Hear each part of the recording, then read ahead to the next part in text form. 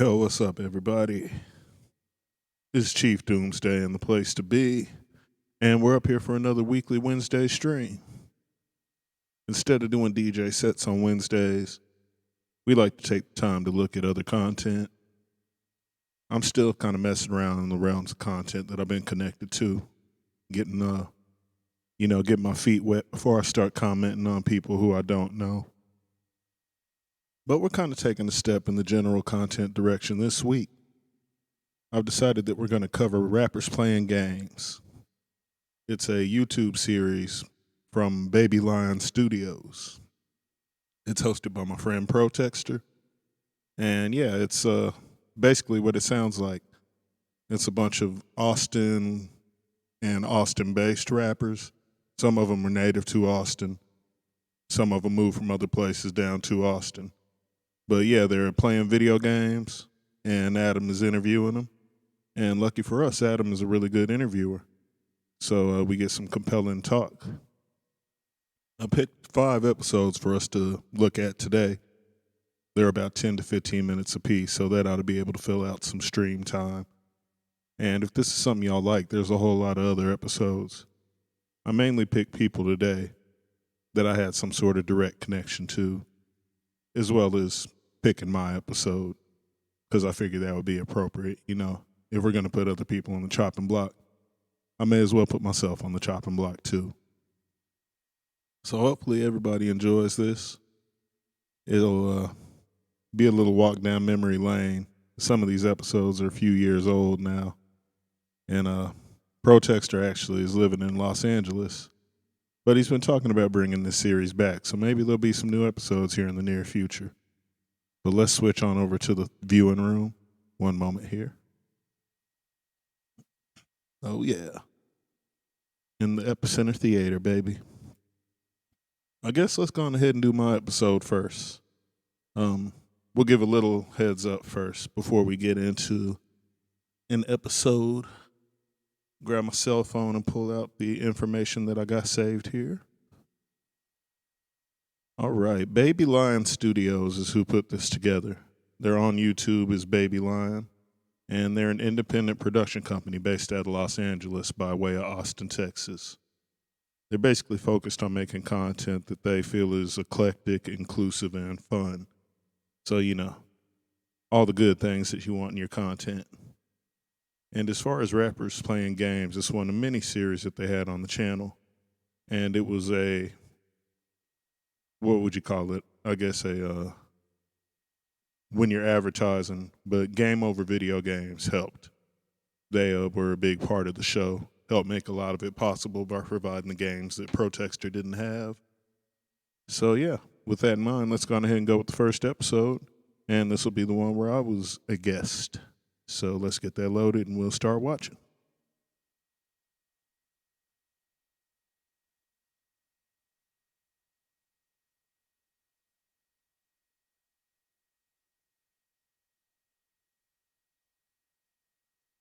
Welcome to Rappers Playing Video Games, aka RPG. Today's guest is Chief, out of Chief and the Doomsday Device. He is a rapper, a producer, a filmmaker, a blogger, and basically anything else. It's true. We are going to be playing Strider for the Genesis.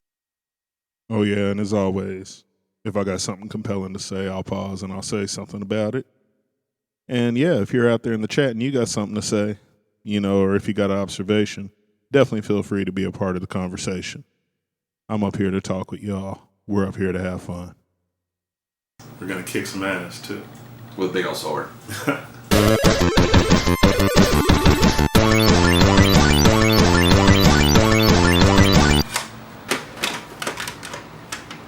All right. Well, hey, I think I'm gonna take a stab at it here.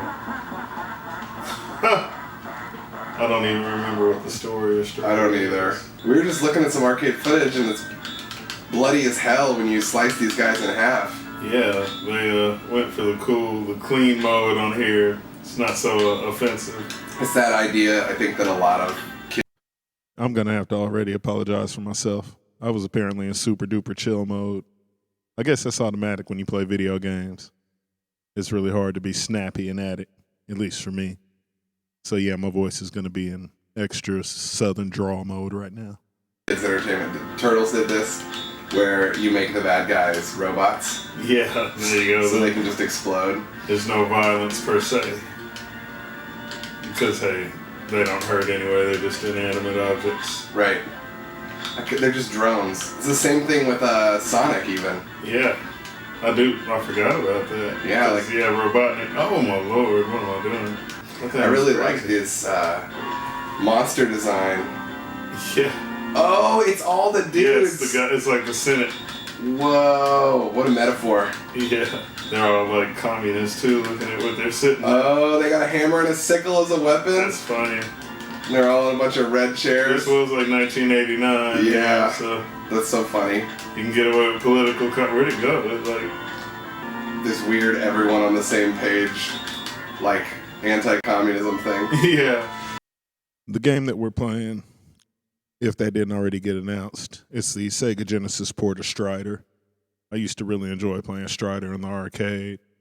And you know, the port's not perfect, but I enjoyed it. It was pretty fun. One of these days I'll stop being lazy and hook my Genesis up. Maybe take a walk down memory lane and play some Strider. Yeah, the Cold War was cold-blooded for sure. This game is cold-blooded. It is, man. Fits right into the Doomsday. Oh, you're fine. Fits into the Doomsday aesthetic. Oh my lord, he smacked me down. What do you think? That makes me have a question. Sure. What would you call the Doomsday aesthetic? I think it's just a lot of symbolic imagery kind of mixed into, I don't want to say necessarily familiar frameworks, but like older school sort of hip hop framework, for lack of a better. Oh wow, look at that, he handled up. I'm starting to suspect that this game makes things slightly easier the more you fail. Yeah. Maybe there's a little shifting algorithm. Takes you by the hand. The whole influence of it was Dr. Strangelove and the Doomsday device that they could trigger. Is that where you got that from? That's where I got that from, yeah. So that's sort of where the idea came from, and then it's really just been a matter of following through on that line, kind of trying to. I guess the other half of it is I went to school for radio, TV, news, so I kind of look at it as my broadcast system, if you will. Oh, that's really cool. Yeah. But you do have very consistent symbology with the Doomsday, like brand and project. I try. I instantly recognize the Doomsday face, and I love that you put it over like historical photos. Yeah. Shout out to my Doomsday face here. Definitely been sticking with that since day one. Yeah, that's definitely one practice that I try to consciously do. Is sort of, it's almost like that obey idea of integrating yourself into a bigger framework, and then people recognize the face and have it on like a different level of recognition, you know. So how does that? Oh, nice. My lord! Look at this Whoa! RoboKong. Oh look, the sword is kind of getting slightly bigger now. Yeah, I've seen it. I was noticing it get a little bigger. Oh. So when you perform live, and this is something that people watching this might not know if they haven't seen you live or seen a tape of it. Protexter left some genuine laughs in there. I normally don't let those laughs outside of my inner circle. So that's pretty cool that he got me with my guard down during this interview. The Doomsday device is like a giant briefcase that you've customized that is basically where you're getting all your production sounds from. Correct, yeah, it's like a trigger device. Nice. Oh, that's kind of beautiful and awful, that like bloody robot head of a giant gorilla. Yeah, I thought I could land on it too. It sucks that it's like, you beat the boss, good job, now quickly escape! Yeah, they definitely were, oh wow. Oh, now we got restarted. Let's do it. I wonder how many of those ridiculous continues we got. It looks like there's always some place he can hide to like escape the fallout of the boss after you beat him. It's one of those games where you really have to like kind of fail at it before you understand how to play it best. Yeah, for real. I'm doing like a first time no-hit run through this would be like some genius level stuff. Yes. Sure. One thing that I was kind of thinking about whenever I revisit this, there were a couple games that I wanted to play that didn't make the cut for whatever reason. I think my first choice I wanted to play was River City Ransom. That might be my favorite video game ever outside of, the obvious stuff like Grand Theft Auto a Red Dead Redemption. If we're just talking about like the pure experience of playing a game front to back, River City Ransom is one of my favorite games of all time. Excuse me. And then I wanted to watch, or not watch, I wanted to play Bionic Commando as well. But for whatever reason, we settled on Strider. So that's why we're playing Strider. Well, there we go. We're back. It's an unforgiving game. I have thought about it in terms of trying to make sure that, well, That was bullshit. nothing you can do about that. And sort of making sure that, like, when somebody hears the music, they're like, that's Chief in the Doomsday Device. It might just be more signature voice and then kind of trying to bring a certain level of word. Good lord, this game is unforgiving. Certain level of, like, wordplay and a certain style of, like, imagery and metaphors and symbols that I use, like lots of film-based symbols, you know. I know that's one of the first things that we ever bonded about. I actually remember being at Beerland and realizing they were both big film nerds. Yeah, I was actually staring at your Criterion collection. Oh yeah. Not judge all men by their Criterion collection. You just saw Sorry to Bother You today, right? Which I have not seen. I did, yeah. Do you care to offer a spoiler-free hot take? It was interesting, man. Like, I'm definitely going to be writing. That's another thing I guess I do. I have my blog. I have a couple blogs, but I have a film review blog. What's the, where can people find that? doomonfilm.tumblr.com. Decided to go weird and get my Tumblr on with it. Nice. When did you start the film blog? Because you run a like local arts and culture blog that you've been doing forever, and you're like honestly one of the most supportive journalists that's keeping track of what everyone's doing. Yeah. Your blog is a really good resource. I'll put these links up. It's the Dark Souls original. It's the prequel. Now it's a game called Strider. But your blog is a really... We're in a special place. Wow, yeah, it just took you... It was like, you know what? You got close enough. Okay, so you've been doing a film blog, but you also were just in a film directed by... Doc Brown. Space Camp Death Squad. Thank you, by the way, for tuning in screen. Yes, that was a very Good fun seeing film. you in the It chat. was called I Am Texas. It was about a black punk rock trio. It's getting back in the Austin area to wrap up a tour. It's talking about all the silliness they put up with in both the punk scene as well as the Texas music scene. Yeah, isn't Jonathan Horstman from Blaxploitation is in that too, right? And Audrey Campbell from Pleasure And Audrey is in it Campbell as well. I love her. Yeah, Audrey's awesome. Yeah, I mean, I actually talked to Ryan a little bit about how it was important, or maybe I just read this in an interview, but at some point I know he said that it was important to him to have that validity there. Yeah. To have people who weren't just trying to act like punk musicians. For those of you who've been there since the beginning of the Wednesday streams, we actually watched I Am Texas during the short film stream. Oh, man, nice. Right on. Well, yeah, whenever you get done with dinner and all that, I'll be around. Oh, it'll probably be about an hour and a half with the number of episodes we got. So, yeah, come on in and out. I'll be here. But who actually have lived that lifestyle, had those experiences, and wouldn't be acting so much as, acting, but, remembering. Yeah, it definitely helped, like, it wasn't hard to pull from a space of reality. Yeah. But then you directed a short film with Colton, the other member of Space Camp Death Squad. I did, yeah. Colton's got like one of those awesome personalities, man. And for this particular project, it's a short film I made called Help Me. And it's about abandoned location explorers. And I needed somebody who could kind of be the one that helps spurn things forward, The guy with the sense of adventure, and that's definitely Colton, Yes, we also watched that short film on the stream. That's very much Colton. Yeah. But you got new music coming out too, right? I was going to have the episode with Colton on here, but it's 45 minutes long. That's one of the things that, if y'all do enjoy this, I'll bring that episode out at some point. Because what's really impressive with that episode is that he's able to do a front-to-back run in Ninja Gaiden. Essentially, in the time that they do that sit-down interview, he beats Ninja Gaiden from front to back. I do, yeah. I just dropped a couple of solo projects, a instrumental project called This Town Is Turned to Dust, and a solo produced and written rap album called A Memoir Called Noir. Oh, I love that. Ooh, man. Yeah, okay, so I'm starting to get an idea when this interview was. A Memoir Called Noir is one of my favorite albums that I've ever made. Everything's up on Spotify, so if you're ever curious, Chief and the Doomsday Device.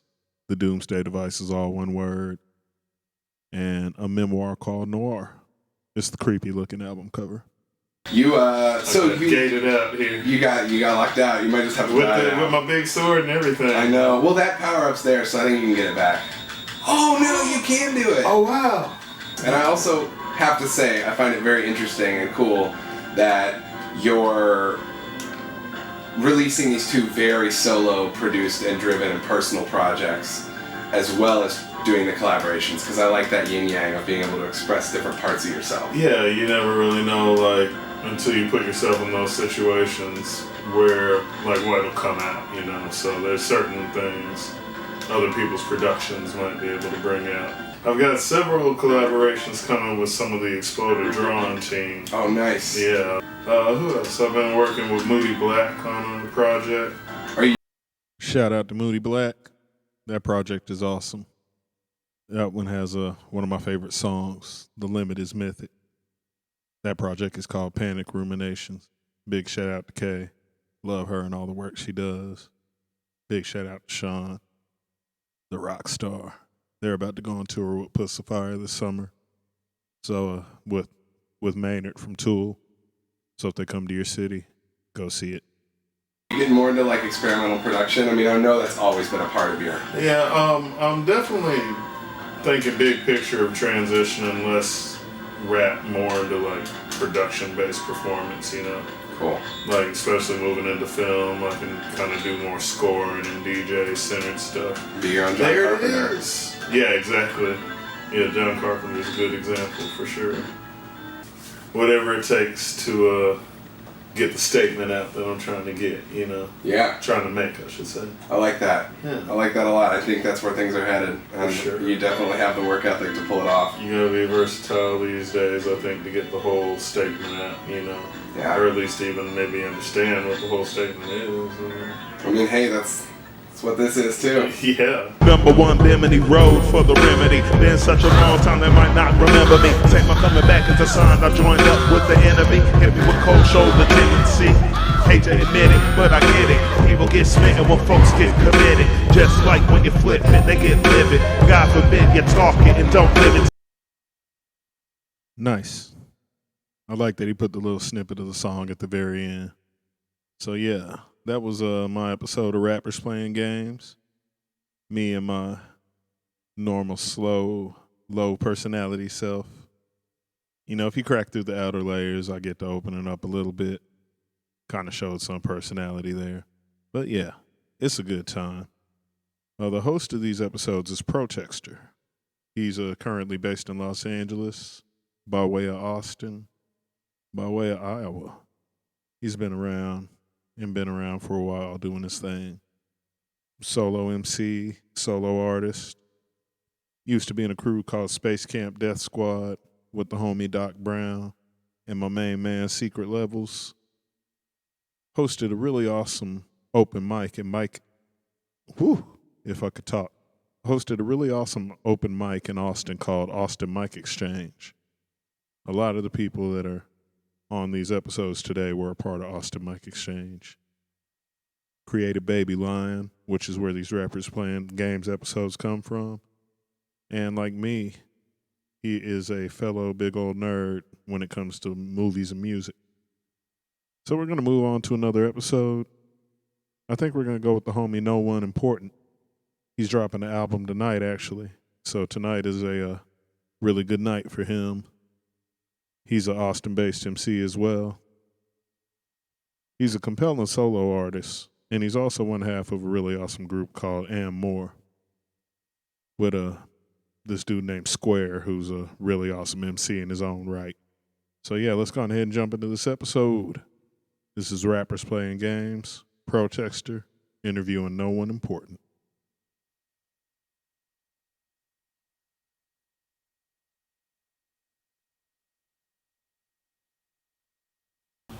What's up? You are tuned into Rappers Playing Games, aka RPG. Today's guest is no one important. That's NOOMPORTANT.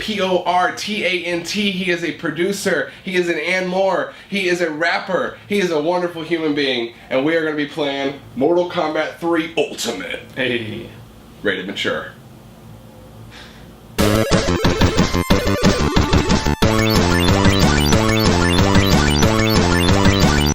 There's no knowledge that is not power.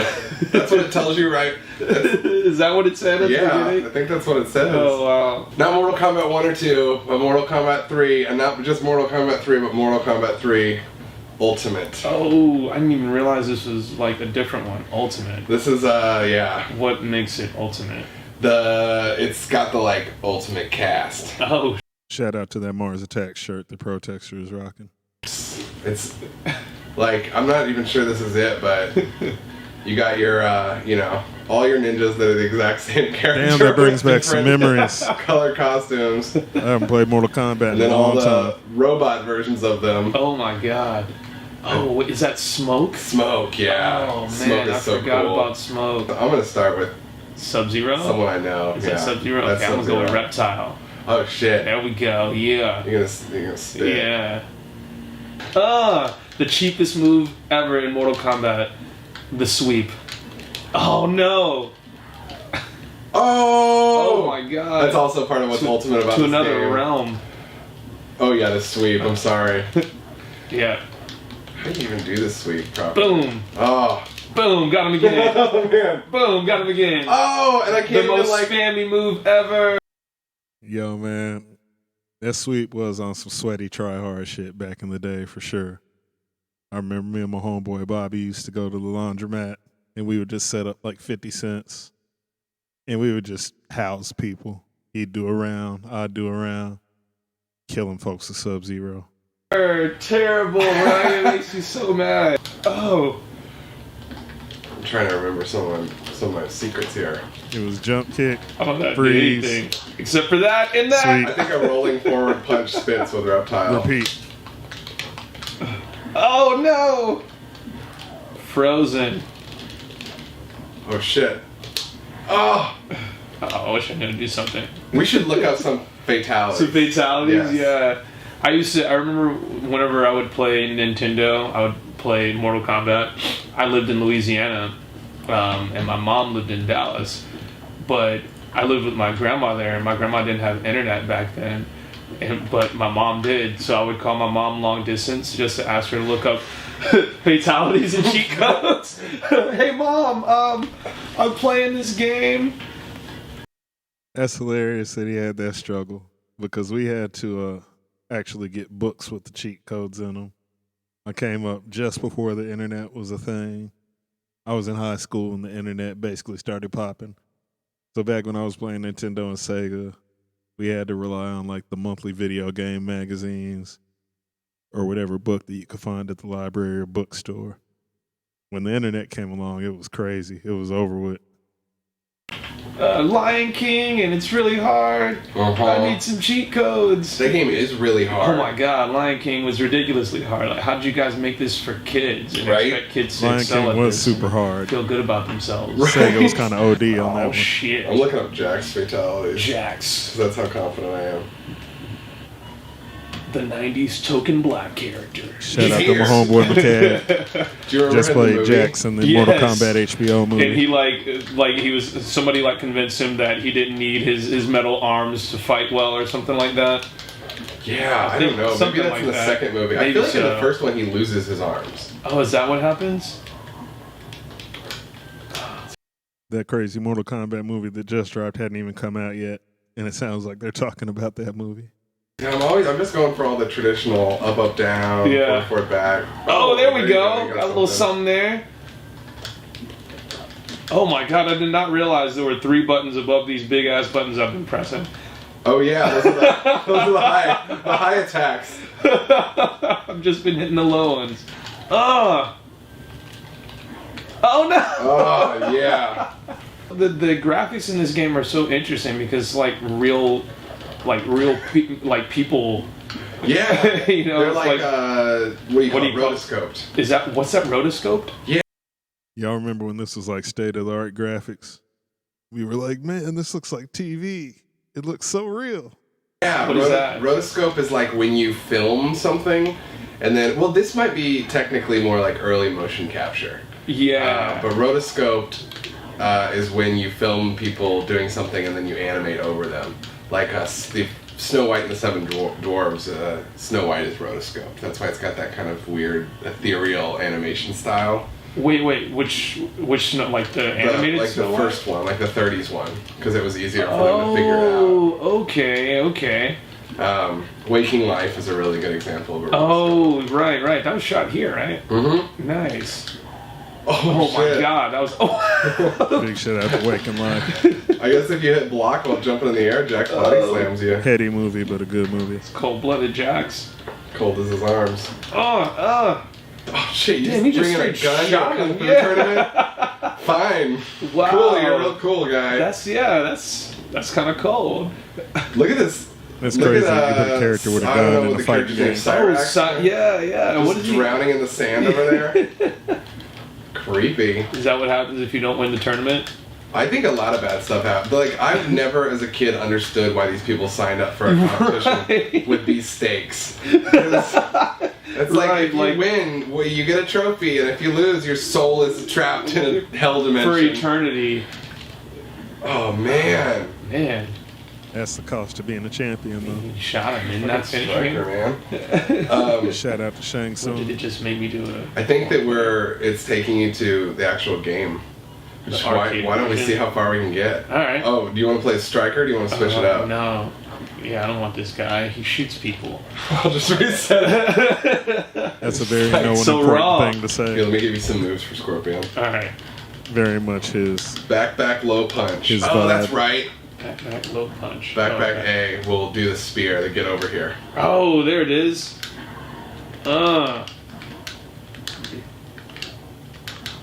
Now you're dead, Katana. Y'all remember how you do the spear, and then you Oh do the transport to the other side Oh of the my attack? God! Jesus, she did a fatality on me. I think it was transport to the other Oh, side, and then the Jesus. spear to bring him back. Brutality. Brutality. Oh my Lord. Oh, that's And the then the other thing transport. about Ultimate is that it's not just fatality. Oh, Like, they've got like the other stuff. yeah, Mortal the Kombat baby was out. really bad about that's those right. loops. That's right. And then Pick Killer over and I'll look Instinct up came the- out, and it was just all I'll over look with. up the moves and With the like the fatalities. 800 hit Alright. combos. Let's go. I love that you used to with- call your mom. I had to like convince my mom. She didn't want me to play Mortal Kombat because she was like, it's violent, and bloody. And then she was at the arcade with me as a kid and like saw me playing, and she was like, "Oh, this is what everyone's worried about." I don't care. This is silly. Yeah. Oh man. Thank you it's to so everybody funny. who's been Like, stopping my by the parents stream, were by the never, really big about me watching like violent stuff. Appreciate you. But whenever it came to watching sex scenes, oh boy, it's a big deal. Like my dad would let me watch the most gruesome, violent, disgusting, terrible horror films. Jason chopping people's heads off, but two people having sex. I can't watch that because what will that do to my head? Yeah. Right. What's that gonna? How's he gonna turn out if he knows about sex? Oh no! You gotta hide that. Yeah. Don't let him know about that. I don't really know the Mortal Kombat Me story. neither. But like, I hate I'm that I'm pretty right on sure top it's like of it. really cheesy. Like in Whenever all the the screen games goes that I've small. played that But it'll try be to all have good. a That's story, so- or the Mortal Not to Kombat see when games the that screen goes have a big. story mode, like the more recent ones, Mm-hmm. it's always like super cheesy. But I think it's intentional. Yeah. I mean, think it's so over absolutely the intentional. top. Yeah. There's definitely some like Enter the Dragon vibe going there. Right. Like, you come to my island for a private For tournament. this tournament, and yeah. I'm secretly the bad guy, the one who organized the tournament. Like the first one's definitely just a riff on that. I remember there was this dude, I don't know if this, I guess this is fairly relevant. There was this guy I used to work with at Tom Thumb back whenever I was in like Plano. I was what was it, a service manager, I guess that's what you call it. So you were just like the manager of the cashiers basically. Right. And I remember there was this dude Mike who was just a habitual liar or pathological liar. I don't know what the word is. Maybe I can't call him a pathological liar since I'm not a doctor. But he lied all the fucking time. And I remember like he would just make up these ridiculous stories. It was crazy. And one time he was like calling in, or he was calling to say he was going to be late. he had to be there like 8 a.m. or something. I was already there at like 6, and he was supposed to be there at 8. He calls me at like 7:50, and he says this to me. He says, "Hey, Anthony, man, I'm gonna be a little bit late, man. I've just gotten into some stuff, but I'm gonna be late. But I'll tell you about whenever I get there." I'm like, "Okay, that's cool, dude. I don't give a fuck. Like, it's all good." Oh, you didn't look at me. High five. Yeah. So he finally gets there, and he's looking really upset. Looking distraught, like he's just had this like horrible experience. He gets there like an hour late, so I think he gets there at like 9, and he tells me, he's like, "Man, like, I'm so sorry I'm late, but my master called me. He was a martial artist, apparently. My master called me and told me, I swear to God, this dude said this to me and wanted me to believe this story.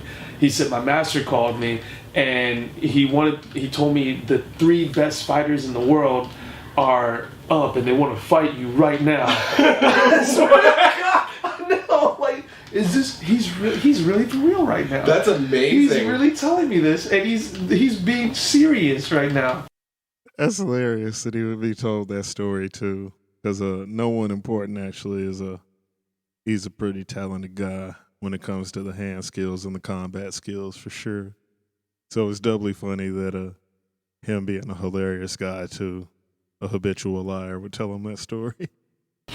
He said they wanted to fight me, and they wanted to fight me right then and there. So I TKO'd one of them. I was like, really? Like, no, you have to go any further. Like, please. It's okay. Stop it. Man, you want to do It'd 2 be even players better again? if that story was real. That'd be like doubly hilarious. Yeah, let's try Then that. the Does that dude mean we comes get to to work. use both controllers? I guess. Does that mean we tag team? Maybe so. Okay, cool. Man, it has been so long. Yeah. I'll be purple guy. I bet his Is name that is Rain? Oh, it's Rain! I just got that! Yeah. Purple Rain! Oh my God. Oh man, that's great too. I never noticed that. For those that don't know, Protexter is a huge fan of Prince. He actually has the artist symbol tattooed on him. So that's hilarious that he would like just randomly pick Rain, who would be purple, and then he would make that association. That's some natural synchronicity right there that y'all just witnessed. Wow. Crazy. Speaking of music, that's my awesome segue for you right there. Okay, so people who are watching this who might not know you yet, you produce and rap under the name No One Important. Correct. Just N-O. So you just... Fun. I did not mean to. Yeah, you just implode and then somebody You're else... okay, right? We're playing okay. each other.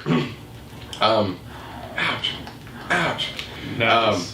Those fireballs Annie, look awesome. oh, cool. God. With the dragon face on Noob them. Sabot, I remember Oh, okay. that. Do you think that Noob Sabot was just like a joke name because they got lazy and didn't want? They were like, just don't fill in the character. All right. Kids will think it's cool. He's a shadow. It's Tobias Boone. For those that don't know about But you Noob Sabot. you produce and rap in a 2-man group called And believe he was More on the program. with Square. Y'all are earnestly probably don't tell anyone this, but probably my favorite act in Austin. Oh, man. And y'all have put out 2 albums, right? Yeah, Existence is Existential and Existence is Futile. Do you have are you guys still working together on stuff? Yeah, so we actually we finished recording this EP that's produced by White Jamal, which is Click Clack. That's what I producer thought, name. yeah.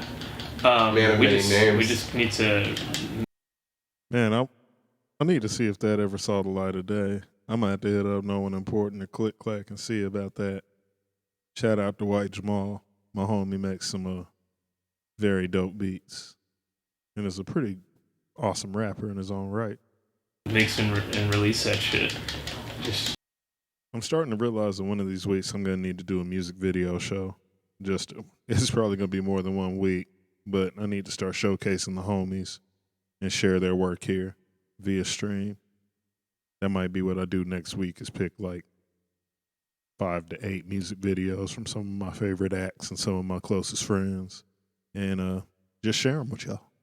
Got lazy. He's an amazing producer. Yeah, he is. He's awesome. I saw this meme the other day that was like, just like, hey, if you're an artist and you haven't made something in a while, don't sweat it. Like, yeah, take your mental health time. You'll get back to it. Because there's so much pressure, especially in hip hop, to be like, did you drop your new SoundCloud song? Yeah, that's so crazy to me. They're like, oh damn. But I don't think it's particularly conducive to making good art necessarily. Right. I think you have to be happy with where you are. Right. I'm definitely a quality over quantity type of person. Same.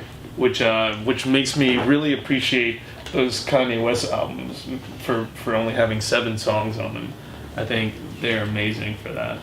I'm also working on a couple of projects. I've got. Oh wow, I guess what year was that? Was that 2019 when Kanye dropped the 4 different albums in 4 weeks, and each of them had 7 songs? It was the Pusha T album, his solo album. There was an album by Tiana Taylor. Oh, and the Nas album, that was the other one. A No One Important project I'm working on called Get Over Your Life. Working on that for a while, but that's finally gonna come to life this year. So. Oh yeah, solo project. Yeah, it's coming out this year. And then I also have a producer project under a different moniker, but I'm not gonna unveil that just yet. Okay, cool. That's a fun one that I've got in the works. I'm really excited about that one. Dude, that's awesome. Yeah. The dogs are barking. Dogs are barking. Dogs are barking. Goddamn brutalities. Okay, go lay down. Okay. Protexter always has the animals that like to stream. Well, the dogs have joined us for this last part of the episode. Hello, Jim. Hello. Just to recap before we end things, you have a new project that you're working on with Lucio Square. Yep.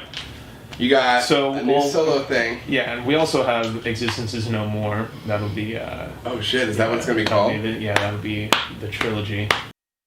I need that to drop. And more ... ampersand MORE ... One thing about No One Important and Square, they're like me when it comes to that club of having names that are really hard to find on music services. And forget about trying to ask your Alexa or whatever to play something. That thing acts like you're speaking Sanskrit or something. That's amazing. Yeah. I love that.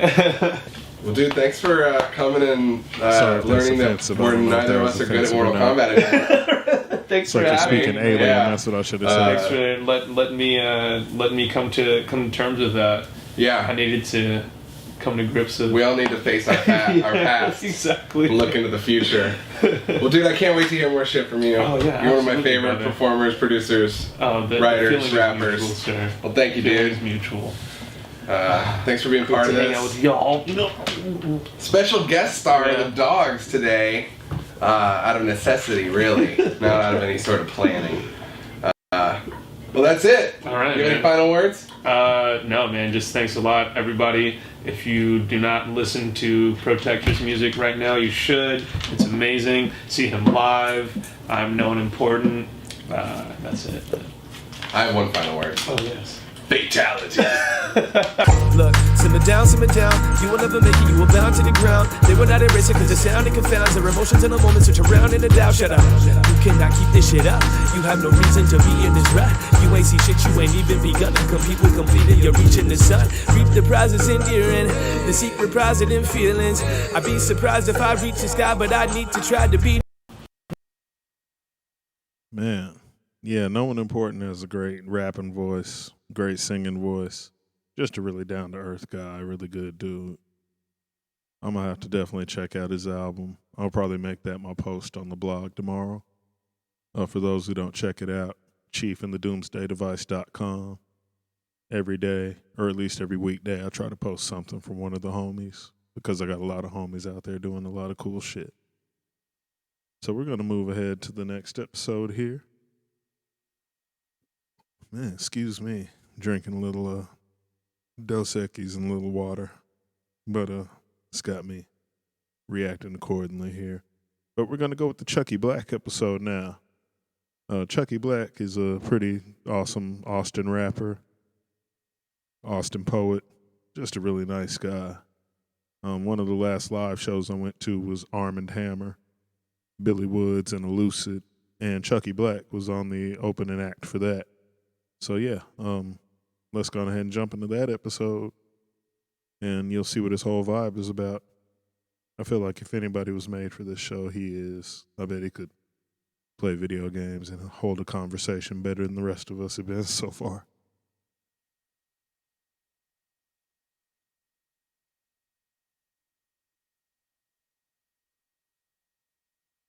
What's up? You are tuned into Rappers Playing Games, aka RPG.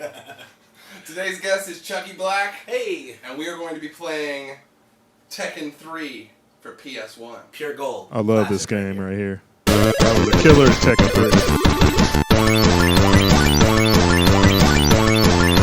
3. Okay, there's Yoshimitsu. Yoshimitsu. God, I remember seeing this when I first got this game as a kid. And I had been reading previews of it for a year. Yeah. And I was so stoked. And then it starts with this, and you're like, this is the best. Let's start with some good old verses. Classic verse. It might take a second here if you. Oh, me too. So you work at Pat's Games in town. Yeah. You were talking about magic cards earlier, That's dope. I didn't realize that he worked at Pat's Games. So that means that he's doubly set for an interview like this. He's going to be able to talk video games as well as talk about his work and himself. I haven't seen this interview in a while, but I remember this being a really good one. I have a lot of friends who are getting into Magic for the first time. Yeah.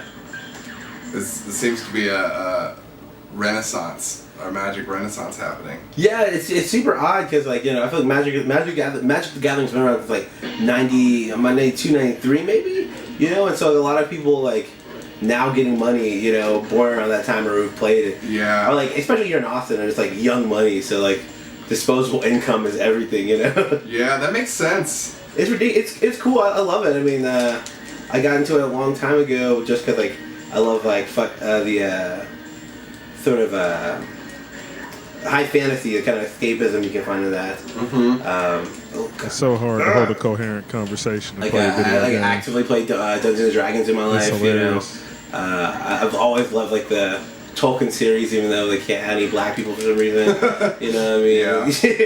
I don't know. I think it's mostly I come into it from a more sci-fi perspective. So I grew up on the Outer Limits and stuff like that. But it's no. But it's it gives you a format to deal with bigger issues. You know what I mean? Just sitting here and watching these interviews, you know how you could see the real angry side of somebody whenever they're driving and something happens? Video games is where you can see the real lighthearted side. Unless you're getting that ass whooped, and then sometimes you see the really angry side as well. But most of these interviews are lighthearted. Nobody is getting beat up too bad. I feel these are metaphors that happen in our regular life that you can't really digest in a regular life, but you're oh, this alien species doesn't like this other alien species. How do we work this out? Rather than saying black and white and people getting personal, you know what I mean? Right. Oh, God. Brian. Hey everyone, I'm Brian. I have a neck tag. Yo, they're making fun of Brian. I love his Street Magic special. I used to house people with Brian. Brian had hands for real. Punch you into oblivion. No, that's ridiculous. Julia's great. Julia kind of reminds me of Tom He had a in kick, her too. play style from Soul Calibur. I'm always she's probably the He was black cold bloc with or, that roundhouse feminist kick. or something like that, Just putting fire bombs in capitalism. That's what she does when she's not winning the Iron Fist tournament. Exactly. Well, speaking of revolutionary art, this is my clumsy segue. I first met you at the Austin Poetry Slam. Yeah. Back when I was there for AMX, and we shared a night with Austin Poetry Slam. And I know that you just put out a record. I'm just curious as to your story, because I definitely have known you since I met you at the Slam, and then saw you getting up on stage and doing songs and stuff, and kind of making that transition. That makes total sense. I forgot that's how they met. For those who don't know, back in the day down in Austin at Spider House Cafe, I believe it was on Wednesday nights. It might have been Tuesday nights, though. There was the Austin Poetry Slam. followed by Austin Mic Exchange. And basically, it was a bunch of poets who get there and do their thing earlier in the evening. And then a bunch of MCs would get up there later on and do their thing later on in the evening. And it was just a really, really awesome creative vibe. Big open room. And those are some really fun times in Austin for sure. A lot of us were nostalgic for what was already gone, but we were also trying to make sure that we were appreciating what we had at the time, because we really had some special stuff going on in the scene then. Yeah, no, I mean, I always had like a love for for just spoken word music. I remember my dad's a pastor, so I grew up with like watching public speaking. Grew up with public speaking, so it's always been a passion of mine. I think when I was in high school, I guess when I first got into slam poetry, that's when I started thinking about the world more critically and like what it means to be black. And at least to me, and hip hop was definitely and poetry like the more pivotal things into that like discovery. So it's called. I've been able to luckily with poetry, been able to like go to like Berkeley and Chicago to perform, as well as I've been all over the place via poetry to perform. So it's always been a blessing. I think it's kind of a weird transition, not even a weird. It's like something I've always done, like freestyling. I feel like when the AMX came out to the scene, I was freestyling out there when all the poets were going home. Really. Right? Yeah, that's what I'm saying. Like you were out like there would be cipher circles of all these rappers waiting for the doors to open. There's a whole lot of us in Austin that came up like that me It's interesting that he came up like that. I'm like a generation right before him. And me and my homeboy Dashade Moonbeam came up the same way, though I'm nowhere near as accomplished as either one of these cats when it came to the poetry. Dashade was doing what Chucky Black was doing during our time and got some pretty decent national acclaim doing spoken word poetry. Austin has always had a really strong spoken word slam poetry scene, though, and we get a decent amount of recognition on the national stage. So it was always cool to see that get continued from generation to generation. But back to the interview. And you would get out, and I would see all these poets exiting, and you would just walk over to a freestyle circle. right. Those used to be some we really just fun appreciate ciphers. this for Right. Yeah, no. So for me, the EP was like it first started off, honestly, it's just like me and an old high school buddy. His name is Luke Cox. He's with a group called Soul Food Horns, who like produce a lot of like hip hop tracks and like different stuff like that. We would just get together every Monday and like just make a song. That's all. And then they started to turn out pretty good, and so we were like, let's actually do this on a real level. So we was called it was like a long process, but I think what it all represents is it's kind of like, it's called a prequel too. It's just like, I called it that just because I wanted to have an excuse or some sort of like outside pressure to make another one, But it's kind of like a brief step into my mind, into like the mind of like where like I think a lot of my kind of like black artistry comes from, especially for me, I started the album off with like a weird like kind of like symbolic poem going on in the beginning with weird metaphors going on, but then the rap is just very much like I deal with existential angst of like not being religious and like not knowing what to think about dying and stuff like that. Rock people in this and it goes into like tracks what do you think about art. This Tekken, and then I think Tekken Tag Tournament came out right around this time too. Man, you couldn't tell me nothing back in the day on this game. What I think about police brutality, and kind of like ending in this ode called Black Gold, just for my family, about how much like what they mean to me and like what I think what black people specifically can do in the face of like things that tell them they're not supposed to exist. You know what I mean? That's amazing. And so that's my goal. That was my main goal for that. Just like just bring this kind of like this, start on a high, dip in this valley, and try to end at some sort of point where you can walk away feeling kind of good about yourself. I think I mean, don't ever want to like have have a project just be a compilation I'm of gonna songs. have to hop on Like, Avatar you know, I because I think forgot the about this albums that I dinosaur. look at that I enjoy, that I think are monumental. I think of like Kendrick Lamar's projects, you know, which are very much have themes. Like they are these like conceptual albums, but that just don't like just rely on it. You know what I mean? It's an honest evaluation of the story that needs to be conveyed. I guess I think that's what good art is. You know what I mean? And don't get me wrong, I think it's very valid to just make a banger every once in a while. Yeah, I know. You know, but I'm not that banger with purpose. You know what I mean? Yes. Man, I forgot all about those little dinosaurs. Tekken 3 on the PlayStation really had some cool side games. There was like the beach volleyball game that it had on it. It had all kind of crazy stuff on it. Shout out to Tekken 3. One of the things I kind of struggle with, how to just make enjoyable music. I think with maybe without Looks maybe like we got having some these new deeper people in the stream. implications as well. Thank y'all You for know, tuning in. I'm trying to strike a balance of that. I think that's I what I'm at. appreciate everybody that's stopping by. Because yeah, Just a quick update to everybody. We're watching episodes of Rappers Playing Games. Baby Lion Studios produced show. Bunch of Austin rappers. Interviewed by Protexter, the guy on the left. as much as I think that one of the reasons why I left poetry was I felt very stagnant within my writing. I wasn't able to talk about anything but despair. You know what I mean? And I want to write a song about Magic the Gathering. I want to write a song about being a wizard that, like, you know, discovered necromancy, but I'm a good guy. You know what I mean? You know, it's like I want people to try to do that stuff in music. You know? I love that. Yeah. It's cool being so far away removed from these interviews as well, because everybody so far has been able to manifest the things that they talked about in these interviews. You know, like the films that I was talking about getting made at that time have been made and released on top of additional work. The albums that folks have been talking about for the most part have been dropped. And even Chucky, I've heard some of his new songs when he was opening for Arm & Hammer. And he's definitely gotten to that place where he's a little more free creatively.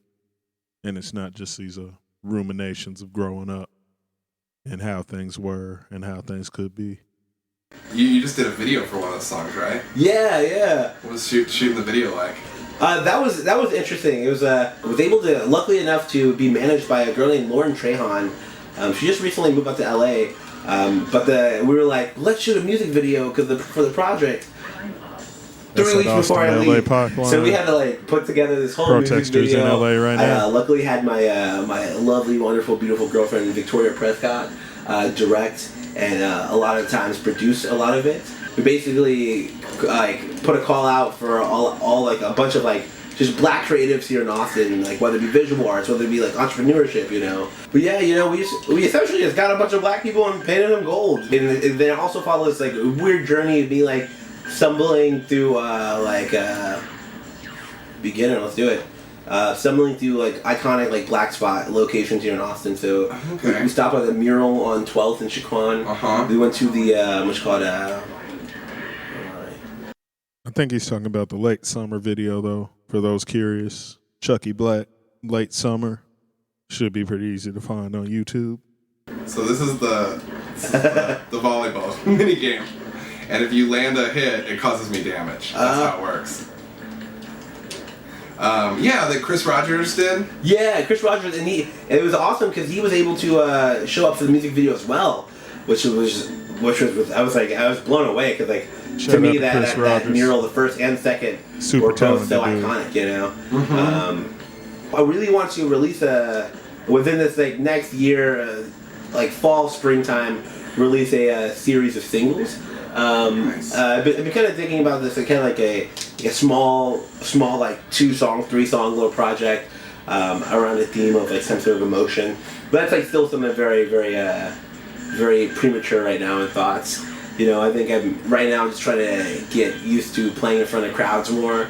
I think it's different than doing poetry, but it's a different kind of crowd too. It's a different kind of crowd. People are quiet, quiet and attentive when you're reading poetry. Rap shows on the phone, smoking cigarettes, you know. Yeah. It's just, anything can happen, you know. So you're gonna, continue to play shows, poetry shows, releasing songs. Yeah.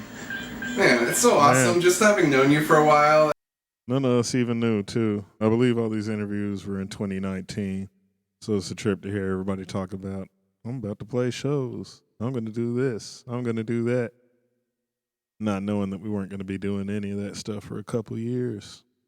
And like seeing your artistic output, I get really excited when I see you doing anything. Thank you, I appreciate it. I feel like I vividly remember this moment. I think it was it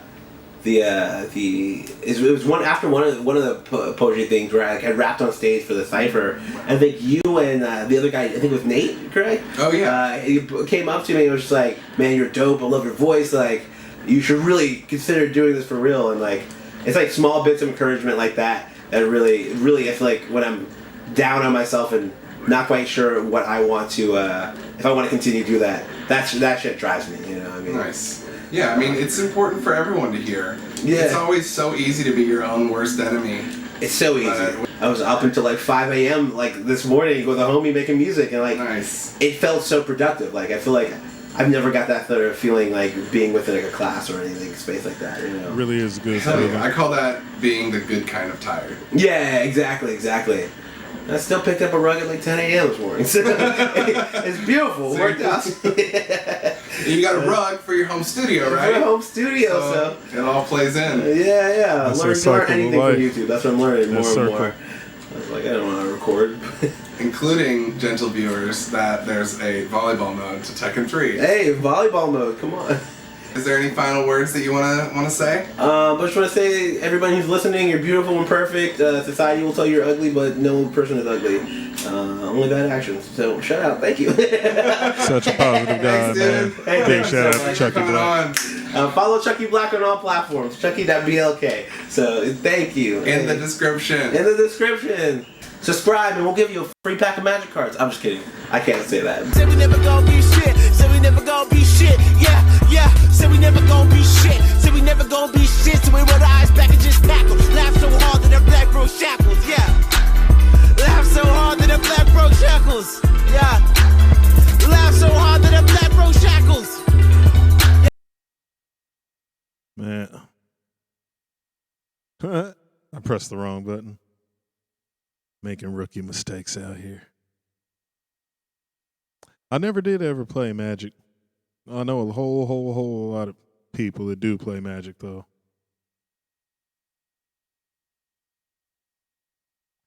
But yeah, at the moment, I haven't played Magic ever. Sorry, I got a notification. I think we might get an influx of people here in a little bit, but we'll see.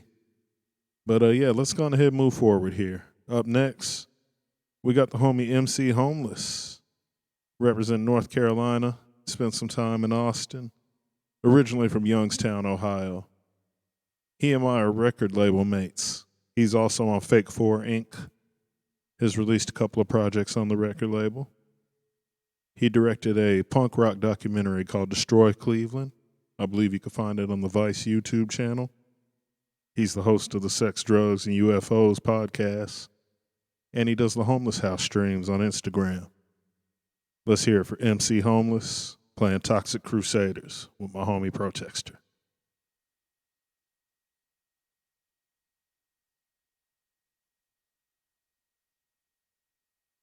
What's up, y'all? You were tuned into Rappers Playing Games, aka. Oh shit! Check that out. MC Homeless is wearing my shirt. That's hilarious, man. I forgot that he was rocking my shirt. RPG. Today's guest is MC Homeless. What's up, y'all? We are going to be playing Toxic Crusaders. Shout out to Trauma.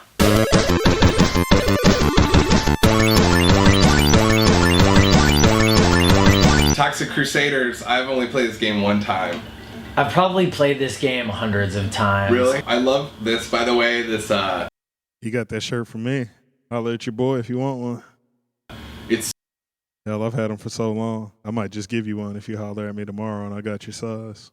So Trauma to have like a 10-second screen that you can't skip that's just a credit to Absolutely, and Lloyd Kaufman and Michael Hurt's names are there. What's your favorite Trauma movie?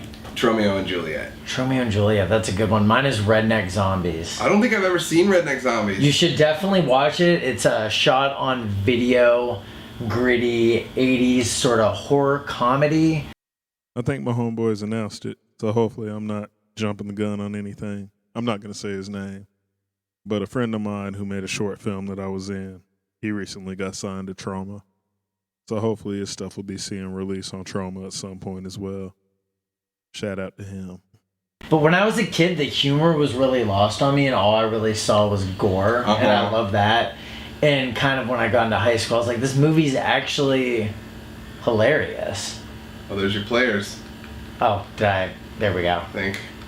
Good, I'm happy that he does a full screen on this. Figured Okay, it out. what a weird way I hate to when I'm everything blocking the about this game is the so whole time. trauma and like we'll just figure it out. Toxic Avenger was really the Toxic Avenger trilogy, the original trilogy. Absolutely. Was really what got me sucked in. Classic. I just remember a kid at my high school being like, "You got to see this movie! Like they run over this kid's head with a car, and this guy gets his hands fried in frying oil." And When I was in second grade, somehow I got my dad to rent me that movie, and we got to the scene where it's like, Skippy, don't forget your bike helmet, where you were talking about the kid's head gets smashed, and I can see he's sort of festering and brewing, and then, we're up. We're up. Didn't even ask us permission. We're just doing this. So then it gets to the scene where they're sort of doing it in the sauna, and he's like, all right, that's enough. So I had to wait probably, not that long, funny enough, probably 4 or 5 years after.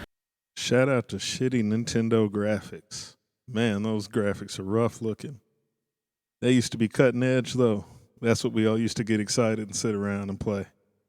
Second grade to really see the Toxic Avenger, and that's what started my trauma obsession. Was my dad just really booting it out of the VCR. I was like, ooh, this is something I really need to see. it's ironic that by him like trying to limit your ability to see it just made you more intrigued. That happened with an Ice-T album too, and I've kind of been obsessed with Ice-T my whole life ever since. So we just That's a lesson that all parents should learn. If you don't want your kid to become obsessed with something, don't tell them that it's something that they just absolutely can't listen to. Otherwise, they'll do everything they can to make that their obsession. watched your newest music video, and it's very much like super inspired by 80s and 90s horror. You got some green slime in there. You got Warriors references in there. Yeah. You got Who Am I Eating Guts. So obviously, you know, and like exploitation and horror are things that very much informed me as well. And I gotta say, I think I credit Trauma for getting me into that world. Oh, I'm on rollerblades now. Nice, very 90s. Do you think Trauma was your intro to that kind of world? I think Trauma was, because before Trauma it was like King Kong and Frankenstein, and I saw weird stuff at the video store, but I wasn't quite old enough to rent it, like Chud, Cannibalistic Humanoid, Underground Dwellers. Yeah. We used to have a really badass video store down in Austin called iHeart Video. That's where I got my education on all kind of crazy movies like that before I got into college and started finding foreign films. iHeart Video was where I learned all about all the cool stuff that I wasn't supposed to know about. Like Zombie by Fulci and stuff like that, which of course I eventually got into all that. Faces of Death, which I have a tattoo of. Shout out But to Trauma, Faces of Death. yeah, because it was so early on, second The grade. Outlaw There was video, just no the way in snuff films. hell my parents were gonna rent me Faces of Death in second grade. Right. But somehow I convinced them to rent me Toxic Avenger. You know, I think my art over the years has been influenced by a lot of different things, and that's actually the video for Dead Rappers with Chris Condi is actually, I accidentally just hit you, Oh, it's okay. is actually the first time that I've done anything with my music that has been distinctly related to horror. It's almost a horrorcore song in a way, Yeah. because it's about weird stuff, like... That was right around the time where I got to know MC Homeless when he was doing this stuff. I think he was about a month away from releasing Dead Rappers. So I remember him doing the whole horrorcore thing and leaning really far into it. Having like the face makeup, rocking the leather jacket and the whole nine. MC Homeless is always doing some cool shit musically. Definitely check him out if you're into off-kilter hip-hop, fringe punk rock, that kind of thing. Killing people in horror, I don't know, and like death metal references and exploitation references and Ed Gein and... I love the, by the way, you rhyming Ed Gein and Dead Teens. Makes sense. I just love that rhyme. Oh, I threw you. We did a co-op. Yeah, that was That was definitely awesome. But okay, wait, are you in that helicopter? I'm in the helicopter, dude. Oh shit! I'm fucking That's people crazy. up There's from a above. helicopter in this game. That's from above. That's nuts. So you've been doing indie rap shows for how long now? Oh my gosh, forever. Called Homeless House. Oh, those ones, the year anniversary is coming up here. I don't think I'm in the helicopter this time. The year anniversary is coming up. Bushwick Bill played in my living room. That's awesome. That was pretty sweet.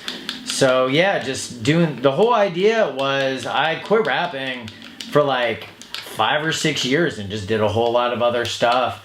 And the Shout out idea to the new was viewer to in the come back stream. on my own terms and Thank kind of you do for these stopping DIY punk style house shows. And you know, it started off real small, and then I started to notice that people were showing up and really taking to the idea, especially because I don't know, when you play a bar, sometimes there's just a lot of weirdness that goes along with it. There's no squats really in America, and I've toured Europe a few times, and I feel like squat shows really gave me a good influence, just like playing in weird basements in like the Czech Republic. Or That is a really cool thing. Been over in a Europe touring before, and for every awesome club or big festival, you always got some weird like co-op or some kind of squat house or some kind of warehouse or something. Those end up being some of the dopest shows though, and they really take care of folks out there, man. Maybe one of these days, if I can ever get the drive again, I might make a push to make another run out in Europe with some music. like anarchist compounds in Poland. Those are where I was just like, okay, this is... That's amazing. When did you do that? I've toured Europe 3 times, so I guess the third time, or the first time I want to say was with Riddler of Project Blowed in maybe like 2000. My years suck, dude. Maybe like 2008. And the second one was with P.T. Burnham, and that was like 2009. And we did the most insane countries. Like we did Belarus, we did Russia, we did the Ukraine before there was like revolutionary revolt in the Ukraine. Like 6 months later. He was over there in the danger and the third zone. time was actually while I was retired from rap.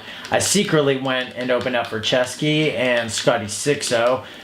Shout out to Chesky. Rest in peace to Scotty 6-0. Chesky is the head of Fake 4. That's the label that both he and MC Homeless and myself are all on.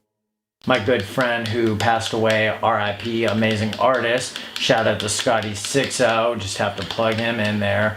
But I feel like there's generally an appreciation of art that is distinctly European. You can even see it in European cinema. When it comes to like world cinema, I think there is an interesting thing in that a lot of European countries have arts divisions that are financing directors. They're financing Even filmmakers. Canada does. Yeah, we're like we're maybe like the only one that doesn't really.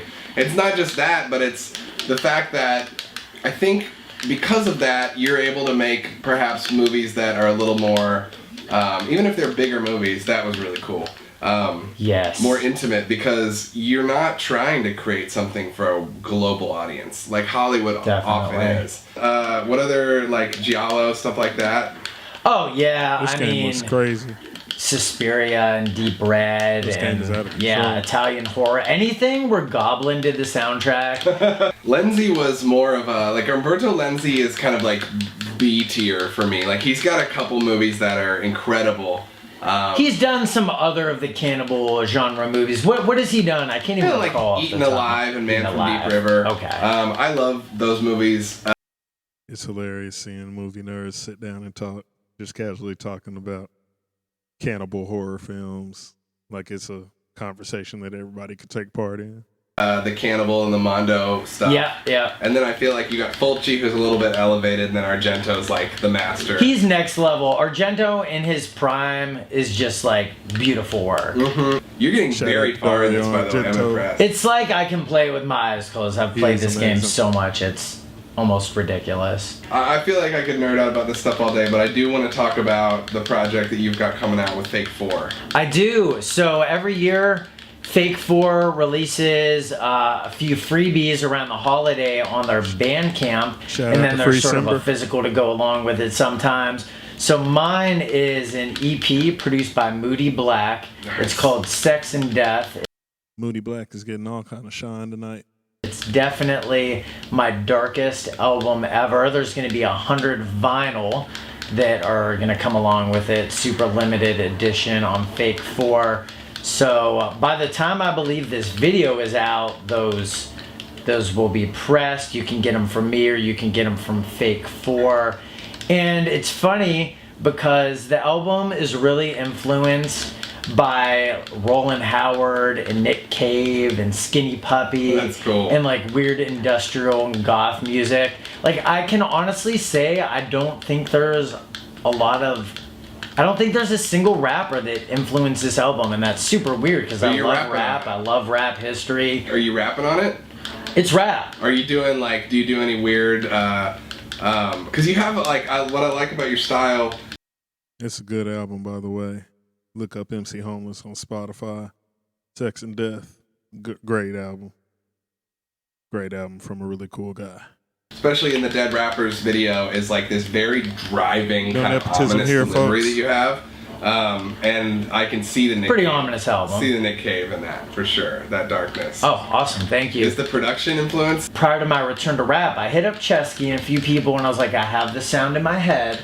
And I described it and they were like, that's Moody Black. Mm-hmm. So I hit up Moody Black and I mean, it really That's does how I seem like a ended. perfect collaboration. yeah, I think me and Moody Black definitely have some similar things going on. Who is this dude? I don't even know, but I'm killing it in this game. Am I not? You're I mean, killing I'm it, dude. I'm impressed. I'm going hard. Beat him. He humility of looks like video a games. Morton Joe. That weird shit on his face. Oh, I got that was him. a savage death. He just slumped over dead. Before I forget, Fake 4's Bandcamp is where you can download the album for free. And of course, if you want a physical copy, the vinyl will be available on there. And I have a cassette out right now with Brzezowski, and that's on I Had an Accident Records, and that's what the video Dead Rappers is from, so you can Shout look out up to Dead Brzezowski. Rappers on YouTube. Well, thanks for the coming homie as by, well. dude. Thanks for having Appreciate me. it, man. yeah. I think that's the I could plug. just do a homie and night also, one night. all that, any We'll be links here all that are night. live by the time this episode's out, we'll put in the description. Okay, awesome. So watch the description. And then someday, after your projects all blow up, I'm going to show people this cart and be like, see that? That's MC Homeless. I did that. He did that. Number one. Every day feels like a curse, and it's only getting worse. I've been living with this thirst, now I'm licking up the dirt. Man, I'm dying on the floor, every day another war, and I can't even go on tour. I need some quiet and some peace, so I can tame the raging beast. Man, it's nice to hear somebody talk about their ramp up to Free Simber. I was a part of Free Simber at the end of 2020, and I did a very similar thing. Myself and the homie Anthony Maintain put out a dual 12-inch, couple of, I think I had a 7-song project, and he had like a 7 or 8-song project, and we put that out on vinyl. I was the first week of Free Simber, and he was the second week. All of it's still up there, fake4inc.bandcamp.com. I think we might be out of the vinyl, or really low on the vinyl, but the music is up there and it's free forever. So yeah, thank you for everybody that's been tuning in, seeing we got a bunch of people that have been in and out of the night, and that's awesome. You know, we're maybe 3-4 weeks into doing these streams. It's going to take a while before we're getting into the big numbers, but we're not here for the numbers. We're here to share. So we're going to go into the final one of these. I think outside of the Secret Levels episode that I mentioned earlier that I may play at a different date, this is the episode that made me really want to share these tonight. It's featuring the homie Farrell the Earthworm. And I would say where he's located, but he's been doing van life since before van life was like a niche thing that people were doing. He's got a van that he also has as a home, and it's a mobile recording studio. And he basically just lives wherever he wants, raps, does poetry, skates, vlogs. I think he actually just put out a new project as well. So Farrell the Earthworm, exactly the way it sounds. And he's playing another one of my all-time favorite games, Earthworm Jim. So let's go ahead and get into that episode, and then we'll be wrapping up the stream.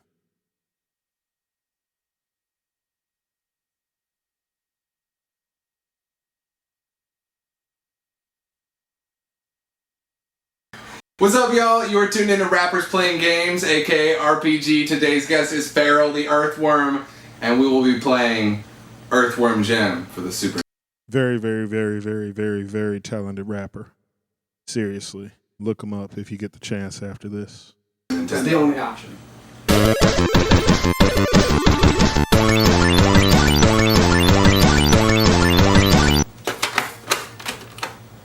All right. Earthworm Jim, dude. I used to love this game. You never played this before? I've never played One of the first Sega games that I ever owned, even though they're playing this on Super Nintendo. Look at that. That's my next album cover. Okay. Got this. Can I walk on that? I think you dangle from it. Shit. Watch out for. I think this is the first episode because that sound is hot. You didn't have that sound locked in yet, but it still sounds good. I'm not up here to critique. I'm up here to show love. Those dogs. Oh, there's a dog. Yeah, he's That's attacking just, you from like, below. Registered. Jesus.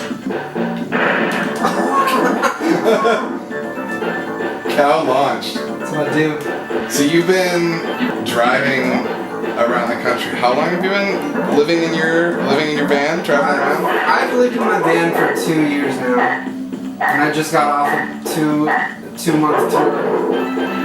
So I mean, I've pretty much been traveling perpetually since like 2015 because my first, once I started touring in 2015, like I didn't stop. What's the longest amount of time you've been in one place since you left?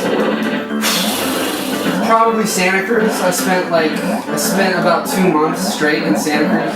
I didn't think I was gonna spend that much time in Santa Cruz, but I guess I was taking little trips to LA. Hopefully so that's I a don't know little if it bit totally better on the counts, sound but there. I just didn't have a plan. I just like kind of showed up in that amazing little surf town and fell in love. And I figured my life out, I feel like, while I was out there. What made you head to Santa Cruz originally? Such a stupid answer. There's an old skateboard company. Well, they still exist actually, but there's a skateboard company called Santa Cruz. And Shout out to Santa Cruz as a skateboarder, skateboards. like, growing up, I'd always seen that name, like just that word rather. And then it had everything I was looking for. It had a university, a small population. The weather was amazing. I just read the Wikipedia article and I was like, yeah, that one. That sounds great. Let's go there. I love that idea. It's kind of like you saw something your whole life and like took it as a roadmap. Right, yes. It's been good. Like, touring constantly has really opened my eyes to just like a way to hustle in rap or in music even, you know what I mean? Like, I feel like independent touring kind of like stems from like the punk rock circle or something like that, and you don't really see it often in. That's the other cool, consistent thing about a lot of Austin cats. Though that's not really necessarily something that's unique to Austin hip-hop, but that punk rock DIY ethos that permeates through a whole lot of us. You know, it's kind of like the gritty version of what Master P was doing back in the day. Rap, I don't know why. I don't know if it's because like rap is sort of like lavish or like there's like an emphasis on like the material come up, and like DIY touring is pretty fucking gritty and sometimes like just grotesque, you know what I mean? I don't know if that's where the disconnect lies, but all I know is I don't see it much in the hip hop community, but it's taught me a lot. Can we talk about you touring with Wax? Yeah. Can you talk to me about how that happened? I mean, the shortest possible version of that is that we very loosely knew each other already, and I heard that he was going on tour and needed basically like a merch guy, and so I emailed him and I told him that I'm down. And then like it was pretty shocking to me whenever he actually like responded warmly and was like, oh okay, sure, you're hired. I was like, wait, really? It's so crazy. This is awesome, dude. It's a very pretty game and it's fun, but like I would play it. It gets you with so much hard stuff right off the It bat. really is a great looking Good. game. That's what being a rapper is like. I like how just decided this game should be a metaphor. This whole game being a is a rapper. metaphor for making it in the rap game, for sure. Oh shit. Just trying. See, this is trying to buy merch right here. You're like, the minute I try to buy merch, I'm fucked. So you're like, oh, I'm gonna put it on a credit card. And you're like, oh wait, I don't have enough fans. I'm fucked. Now you're trapped. And then what ends up happening? These are all your creditors.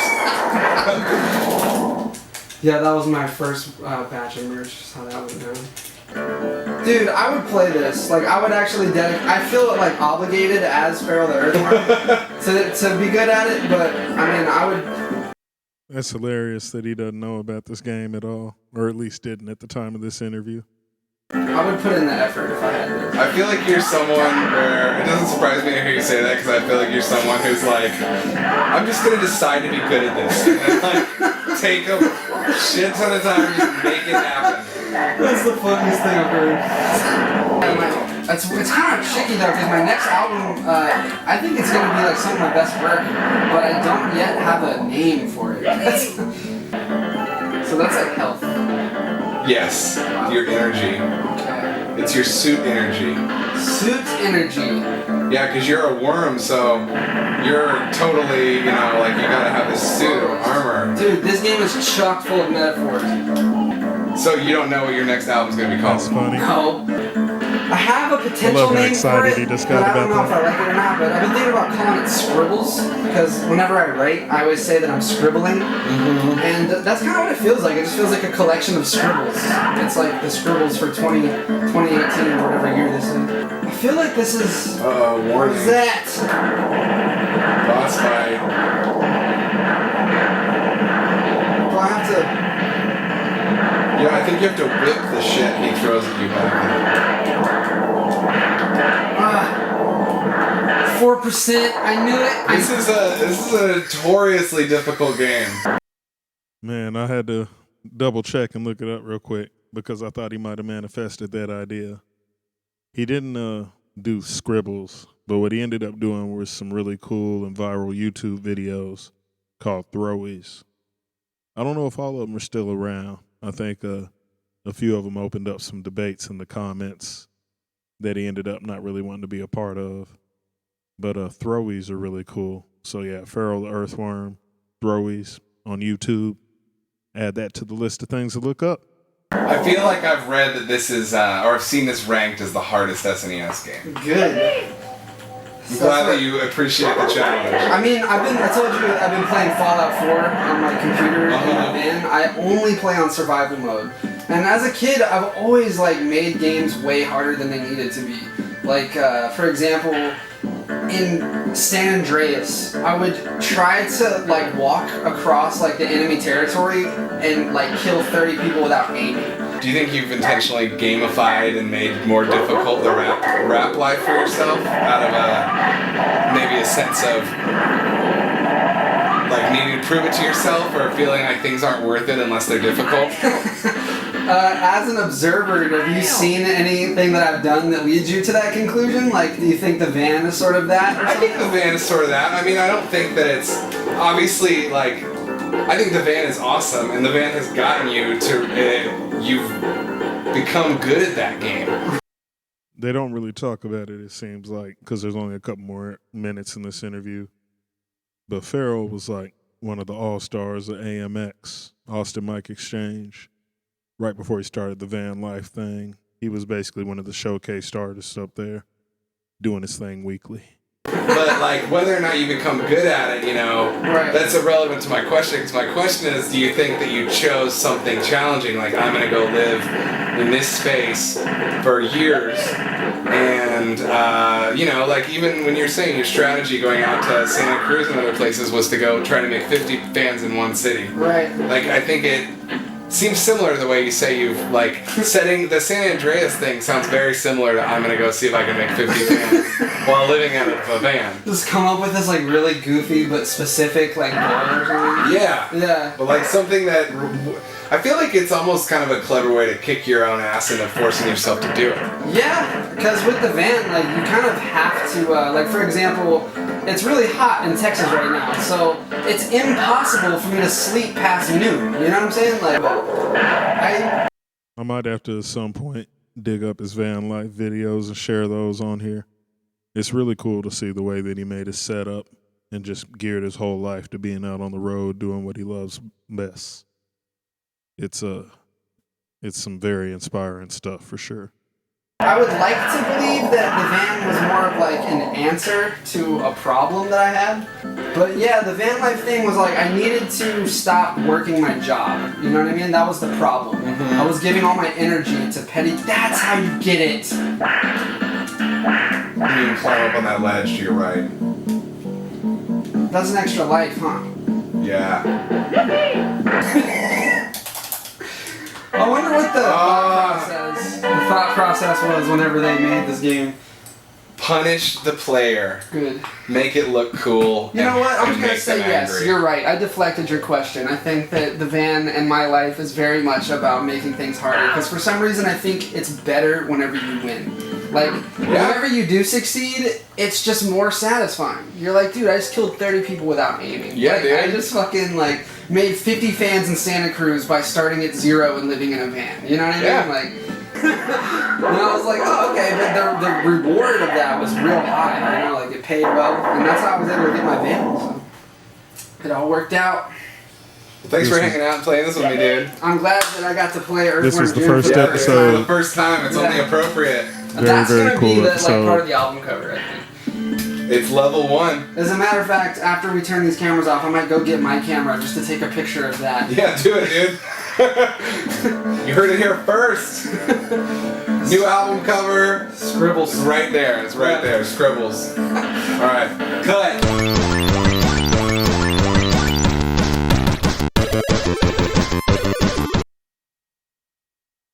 Oh man, that's a bummer. Prosexter hadn't started putting people's music at the end yet, so y'all don't get to hear any of Pharaoh the Earthworm's amazing lyrical prowess. You just gotta take my word for it. But yeah, that wraps it up for another Wednesday stream. Thank you very much for everybody that's tuned in tonight. We enjoy having people here for the Wednesday streams. We'll be back on Friday night at 7 p.m. with another DJ stream, doing a little Friday night escapism. And we'll be back on Sunday at 1 p.m. for a brunch stream. And then, if I don't jump on and randomly do other DJ streams or share some other stuff between now and then, I'll be back to do another share of some sort on Wednesday. Thinking maybe it'll be a music video show, but who knows?